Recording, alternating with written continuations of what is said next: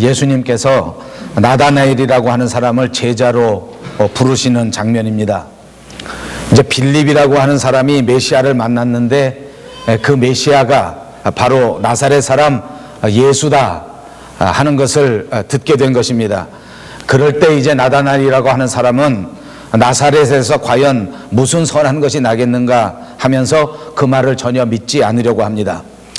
사실 그때 당시 예수님 당시에는 갈릴리 지방 그리고 또 나사렛 지방 이때 아주 심심치 않게 가짜 메시아 사건이 발생했더랬습니다.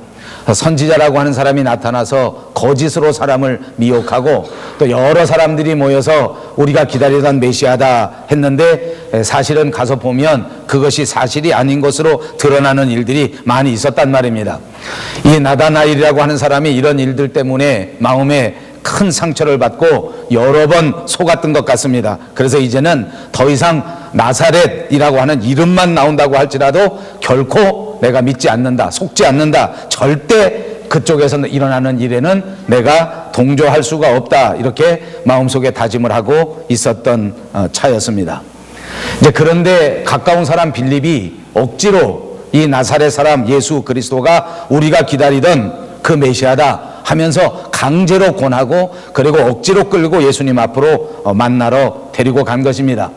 억지로 따라갔습니다. 마음속에서는 의심이 생기고 마음속에서는 전혀 믿음이 생기지 않았지만 그러나 빌립이 강권하니까 끌려가다시피 해서 예수님 앞에 갔다는 말입니다. 그런데 놀라운 것은 예수님이 자기를 봤는데 금시초문 처음 본 것인데도 불구하고 자기를 아는 척하는 것입니다. 그래서 나다나엘이 예수님에게 묻습니다. 어떻게 자기를 아느냐 하고 물었더니 대답이 바로 이런 대답입니다. 내가 무화과 나무 아래에 있을 때에 내가 보았다. 이런 말을 듣고 난 다음에 나다나엘은 그야말로 180도 그 태도가 전혀 달라지게 되었습니다. 그리고서 계속해서 말씀하기를 이렇게 말합니다. 당신은 하나님의 아들이시요 당신은 이스라엘의 왕입니다 하면서 즉시 무릎을 꿇게 된 것입니다. 무화과 나무 아래에 있을 때 내가 보았다. 무화과 나무 아래에 있을 때 내가 보았다.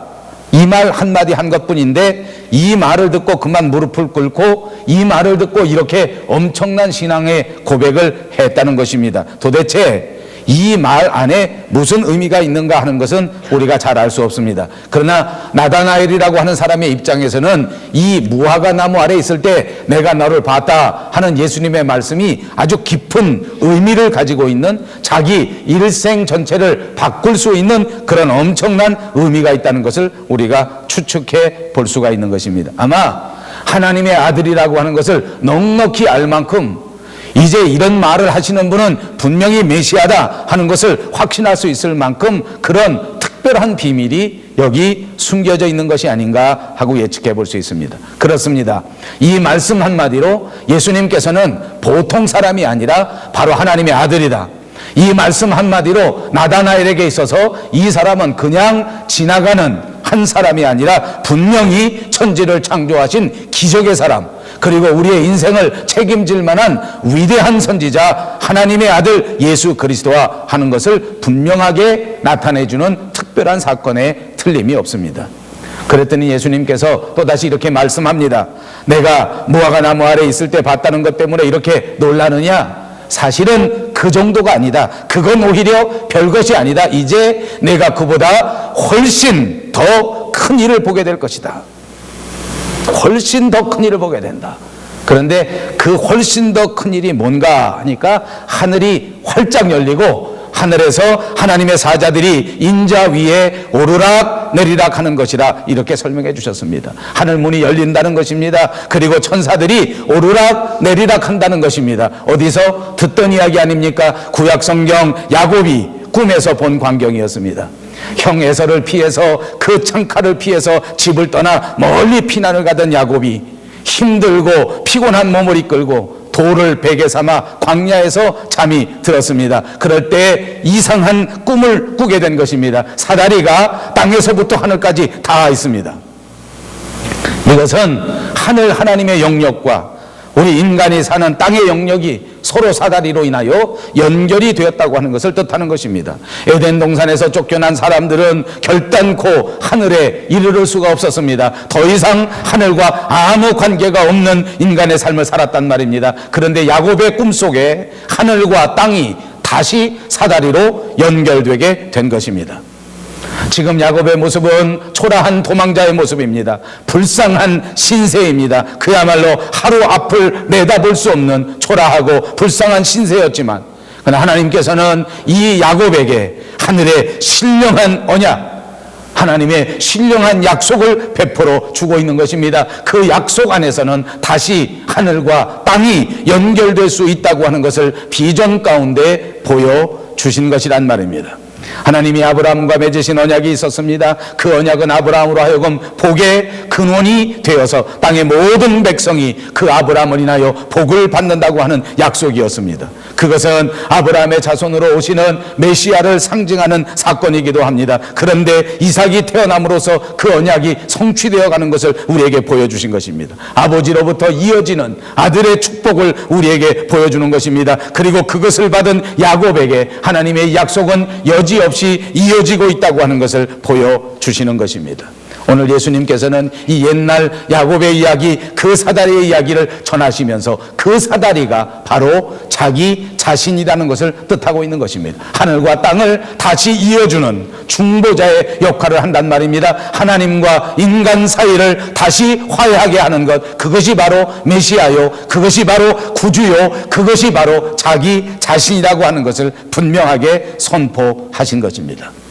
그것을 나다나엘에게 보여주셨습니다. 그것을 제자들이 보게 된다고 말씀해 주셨습니다. 이제 우리는 예수 그리스도 안에서 하늘에 다시 연결될 수 있는 사람들이 된 줄로 믿습니다. 하늘을 사모하고 하늘을 동경하고 하늘을 바라보던 우리는 드디어 이 예수 그리스도라고 하는 사다리를 통하여 다시 하늘에 올라갈 수 있게 된 것입니다. 그렇습니다. 저와 여러분은 하늘에 속한 사람들인 줄로 믿습니다. 그래서 사도 바울도 우리를 축복하여 말씀하시기를 우리의 시민권은 하늘에 있다고 단언해서 말씀했습니다.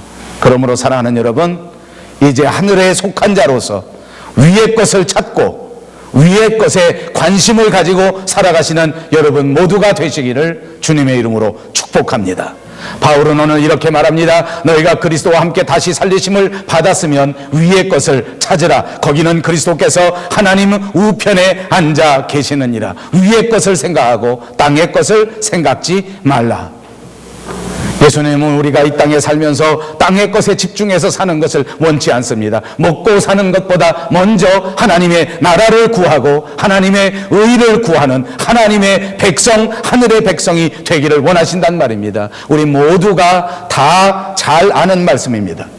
그러나 불행하게도 오늘 우리는 이 말씀을 너무나 잘 알고 있으면서도 여전히 무엇을 먹을까, 무엇을 입을까 염려하면서 정신없이 살고 있습니다. 그래서 우리가 하늘을 바라보지 않습니다. 하늘에 속한 자들이라고 하는 사실도 까맣게 잊어버렸습니다. 삶이 어렵고 삶이 고달프다 보니까 우리가 하늘에 속한 백성이라고 하는 사실을 잃어버리고 세상에 사는 사람들처럼, 땅에 속한 사람들처럼 땅의 법칙에 의해서, 땅의 원리에 의해서 살아가는 불쌍한 모습을 보이고 있다는 말입니다. 사랑하는 여러분, 잊지 마십시오. 우리에게는 하늘에 올라갈 수 있는, 하늘까지 맞닿은 그 사다리가 있습니다. 세상에 살다가 너무 힘들어서, 아니 반대로 세상에 살다가 재미가 너무 좋아서 정신없이 살다가 이것을 잊어버리면 그것이 정말 큰일입니다. 우리는 하늘까지 닿은 이 사다리를 통하여 쉼없이 계속하여 하늘에 오르락 내리락 하면서 살아야 합니다. 하늘에 올라가서 하나님의 사정을 살피고 땅에 내려와서 다시 하나님의 나라를 전파하고, 또 하늘에 올라가서 천사들과 더불어 하나님의 관심을 파악하고, 그리고 이 땅에 내려와서 하나님의 나라를 확장하는데 내 일생 전체를 바쳐야 하는 사람이 바로 저와 여러분이란 말입니다. 아무리 바빠도, 아무리 힘들어도, 아무리 재미있는 일이 많다고 할지라도 예수 그리스도라고 하는 사다리를 절대로 멀리하지 말고 매일매일 가까이 가까이 하면서 그 사다리를 타고 하늘나라로 하나님 앞으로 오르락 내리락 해야 된다는 말입니다. 자주 하나님을 만나십시오. 자주 하나님 앞에 올라가십시오. 그래야만 여러분들이 하늘에 속한 사람이라고 하는 소속감을 분명하게 하면서 살 수 있단 말입니다. 그래야만 하늘의 사람으로서 이 땅 위에서 감당해야 할 사명을 잃어버리지 않고 그 사명을 붙들고 살아갈 수 있다는 말입니다. 우리가 살아가는 삶에는 하늘을 향한 꿈이 있어야 합니다. 우리가 살아가는 우리의 인생에는 하늘을 향한 비전이 있어야 한단 말입니다. 이 하늘을 향한 꿈이야말로, 이 하늘을 붙들은 이 소망이야말로 우리를 다시 한번 창조력이 있게 하고, 우리로 하여금 추진력이 있게 하고, 우리로 하여금 담대하게 우리의 인생을 살아갈 수 있도록 만들어주는 것입니다. 하늘의 사다리를 타고 올라간 사람이야말로 이 땅 위에 살아갈 동안 얼마 동안 뛴다고 할지라도, 열심히 지치도록 뛴다고 할지라도 결단코 지치지 않게 되는 줄로 믿습니다. 그러나 하늘에 올라가 보지 않는 사람, 사다리를 제대로 활용하지 못하는 사람, 아무리 세상에서 편안하다고 할지라도 힘들고 지쳐버립니다. 아무리 많은 돈을 벌고, 아무리 많은 사람들에게 인기를 끌고, 모든 사람들이 흠모하는 높은 사람이 되고, 또 유명한 인기 연예인이 되고, 또 정말 이 세상에 있는 모든 것을 가진 것처럼 보이는 사람이라 할지라도 그 심령 속에, 인생 속에 힘이 없단 말입니다. 날마다 주저앉습니다. 살아갈 소망이 보이지 않습니다. 살아갈 꿈이 없습니다. 그만 자살해버리고 마는 것입니다. 사랑하는 여러분, 저는 우리 밴쿠버 영성교회, 그리고 살아가는 여러분 한 사람 한 사람이 하늘에 맞닿은 진정한 꿈과 진정한 비전을 모두 가지시기를 주님의 이름으로 축복합니다. 이 꿈을 가지고 하나님 나라를 오르락 내리락 하는 사람 반드시 이 땅 위에서 성공할 것입니다. 아무리 우리가 작은 일을 할지라도, 또는 우리가 큰 일을 할지라도, 우리 하나님께서 주시는 새로운 용기, 우리 하나님께서 허락해 주시는 새로운 집중력, 그리고 하나님이 붙잡아 주시는 위대한 자신감을 가지고 우리에게 주어진 인생에 성공하게 될 줄로 믿습니다. 오늘 제가 설교하려고 하는 본문의 주인공은 바로 나다나엘이라고 하는 사람입니다. 빌립의 전도를 받았습니다. 예수님 앞에 나아갔습니다. 그런데 예수님께서 나다나엘을 칭찬하셨습니다. 뿌리가 깊은 건강한 나무라고 칭찬해 주신 것입니다. 뿌리 깊은 건강한 나무라야 아름다운 열매, 좋은 열매를 맺는 것처럼 우리 신앙생활도 마찬가지로 뿌리 깊은 신앙, 그리고 하나님 앞에 건강한 신앙을 가질 때 우리 인생의 성공을 맛보고 하나님 앞에 영광을 드리게 되는 줄로 믿습니다. 나다나엘을 바라보시면서 오늘 우리는 어떤 사람이 하나님 앞에 성공하는 사람이 되는가 하는 것을 생각해 보려고 하는 것입니다. 첫 번째로는 주님 앞에 인정받는 사람이 되어야 할 줄로 믿습니다. 예수님이 나다나엘을 참 이스라엘이라고 부르셨습니다. 인정해 주신 것입니다. 이 사람이야말로 진짜 그리스도인이다. 이 사람이야말로 진짜 하나님의 아들이다. 사랑하는 여러분, 여러분이 속한 직장에서, 여러분의 사업장에서, 여러분의 사회에서, 여러분의 교회에서 반드시 인정받는 축복된 사람이 다 되시기를 바랍니다. 인정받는 것도 두 가지입니다. 하나는 사람에게 인정을 받는 것입니다. 또 다른 하나는 하나님 앞에 인정받는 것입니다. 오늘 본문의 나다나엘은 하나님 앞에 인정받는 사람이었습니다. 구약 성경에 보니까 욥이라고 하는 유명한 사람이 등장합니다. 그는 사람이 당할 수 있는 온갖 시련을 다 당합니다. 사람이 당할 수 있는 그 모든 모진 고난들을 다 받습니다. 재산이 다 없어집니다. 자식이 한꺼번에 다 죽습니다. 자기 몸이 악창이 들어 병이 듭니다. 친구가 모두 떠나갑니다. 사랑하는 아내마저 자기를 버리고 저주하고 떠나갔습니다. 그런데도 불구하고 욥은 결단코 자기 인생을 원망하지 않았습니다. 그런데도 불구하고 욥은 하나님을 원망하거나 하나님 앞에 불평하지 않았습니다. 어떻게 되었습니까? 결국 욥은 나중에 갑절의 축복을 받게 되었습니다. 믿음의 조상 아브라함도 하나님 앞에 인정받았습니다. 하나님께서 아브라함 이삭을 사랑하시는 것을 보시고 아들 이삭을 번제로 바치라고 명령하셨습니다. 하나님의 명령 앞에서 그는 주저하지 않았습니다. 하나님의 명령 앞에서 그는 그 어떤 무엇과도 타협하지 않았습니다. 이런 신앙을 보시고 하나님은 그를 인정하시고 하나님은 그의 믿음을 축복하신 것입니다. 사랑하는 여러분, 우리 인간들의 본질적인 본능 가운데 하나가 바로 사람들에게 인정받고 싶어 하는 것입니다. 그래서 사람들은 사람들 앞에 인정받고 사람들 앞에 칭찬받기 위해서 자기가 가진 물질도 아끼지 않습니다. 시간도 아끼지 않습니다. 무엇이든지 다 희생하면서 어떻게 하든지 사람들 앞에 인정을 받으려고 합니다. 그런데 여러분, 사람 앞에 인정받는 것도 참 중요하지만 더 소중하고 더 중요한 것은 하나님 앞에 인정받는 것입니다. 사랑하는 여러분 모두가 하나님 마음에 꼭 드는, 하나님께서 인정하시는 축복된 성도들이 다 되시기를 주님의 이름으로 축복합니다. 하나님 앞에 인정받는 것보다 더 소중한 것은 없습니다. 하나님 앞에 인정받는 것보다 더 귀한 것은 전혀 없습니다. 여러분, 잠깐 있다가 없어지는 세상에서 인정받는 것도 아주 중요하지만 만복의 근원이 되시는 영원한 창조자 하나님 앞에 인정받는다는 것은 얼마나 소중한 것인지 모릅니다. 이제부터 더더욱 예수 그리스도 앞에 잘 보이시는 저와 여러분이 꼭 되시길 바랍니다. 하나님 앞에 잘 보이셔서 하나님 앞에 인정받고 칭찬받는 여러분 모두가 되시기를 바랍니다. 하나님 앞에 인정받기만 하면 하나님은 결단코 그 사람을 그냥 놓아두지 않습니다. 세상 위에 높이 들어 올리실 줄로 믿습니다. 두 번째로 나다나엘을 바라보면서 우리는 바른 신앙의 사람이 되시기를 바랍니다.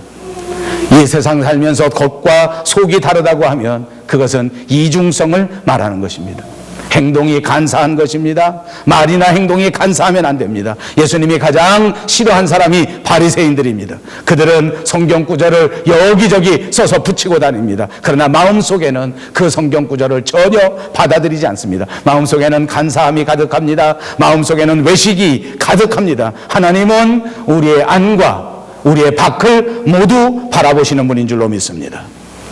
예수님의 제자를 선택할 때 여러분 생각해 보십시오. 그때 당시에도 사람은 정말 많았습니다. 여러 사람이 있습니다. 수단이 좋은 사람, 정치를 잘하는 사람, 말을 잘하는 사람, 여러 사람들 앞에서 겉모양이 번듯한 사람 얼마나 많았겠습니까? 그러나 주님은 그런 사람을 한 사람도 뽑지 않으셨습니다.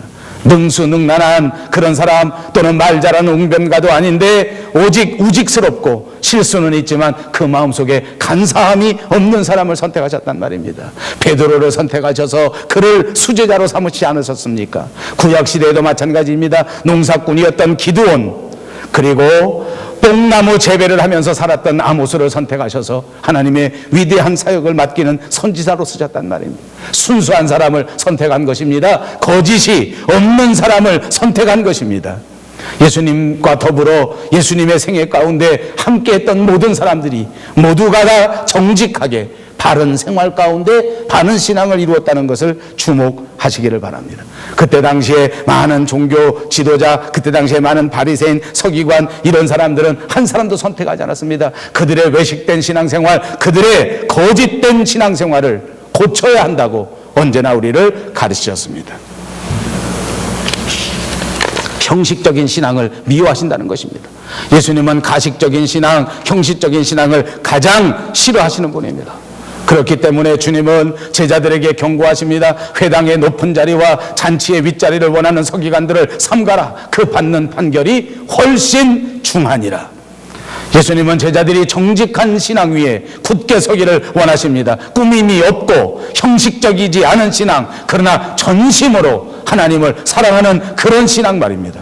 그래서 서기관들과 달리 가진 것도 없고 부족하지만 있는 것을 모두 드림으로써 하나님 앞에 정직했던 한 가난한 과부의 믿음을 크게 칭찬하십니다. 내가 진실로 너에게 이르노니 이 가난한 과부는 헌금함에 넣는 모든 사람보다 많이 넣었도다. 그들은 다 그 풍족한 중에서 넣었거니와 이 과부는 그 가난한 중에서 자기의 모든 소유 곧 생활비 전부를 넣었느니라. 사랑하는 여러분, 이 시간 저와 여러분의 신앙을 돌아보시기 바랍니다. 우리가 교회 안에서 또는 우리 가정 안에서 우리 사회 안에서 높은 자리에 앉기를 원하고 언제나 다른 사람에게 인사받기를 원하지는 않는가 우리를 돌아보자만 합니다. 헌금 많이 했다고 해서 은근히 과시하고 싶지는 않는가 생각해 보시란 말입니다. 정말 우리 하나님께서 우리를 보실 때 칭찬하실 만한 그런 정직한 바른 신앙을 가지고 있는가 하는 것을 돌아보시기를 바랍니다. 서기관들을 삼가라, 이 말씀을 기억하십시오. 그 서기관이 혹시 우리 자신은 아닌지 혹시 그 말씀이 나를 지적하는 것은 아닌지 나를 돌아보자는 말입니다. 바른 마음이 있어야 합니다. 바른 신앙이 있어야 합니다. 바른 양심이 있어야 합니다. 신앙이 바로 되어야 하나님께서 축복하시는 줄로 믿습니다. 마지막 세 번째입니다. 나다나엘을 바라보면서 우리는 하나님 앞에서 큰 비전과 꿈을 가진 사람이 되시기를 축복합니다. 사람은 언제나 하늘을 향한 꿈과 비전을 가지고 있어야 합니다. 꿈을 품고 사는 것 그 자체가 큰 은혜요, 큰 축복인 줄로 믿습니다. 여러분, 아침에 잠자리에서 일어나 보면 그날 하루를 살아갈 생각에 마음속이 꿈에 설레이는 그런 아침을 맞이한다고 하면 얼마나 좋겠습니까?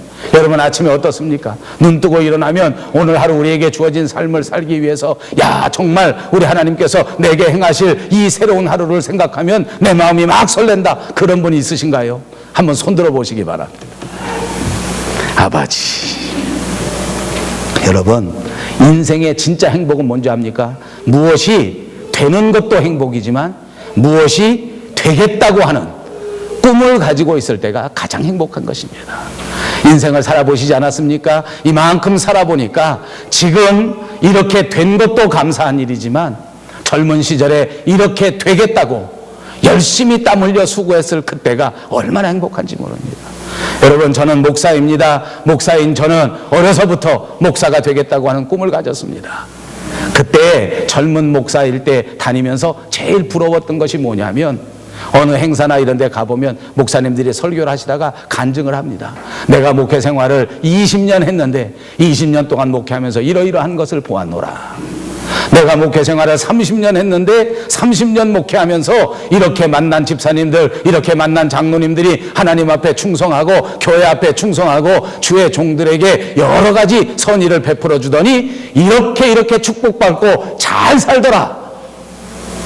그런 말을 들으면 얼마나 부러운지. 나도 이 다음에 저렇게 20년, 30년 동안 변함없이 목회의 직분을 감당하고 30년 후에, 20년 후에 나도 저렇게 간증할 수 있었으면 얼마나 좋을까 생각해 보니까 지금보다 그때가 훨씬 행복했던 것 같아요.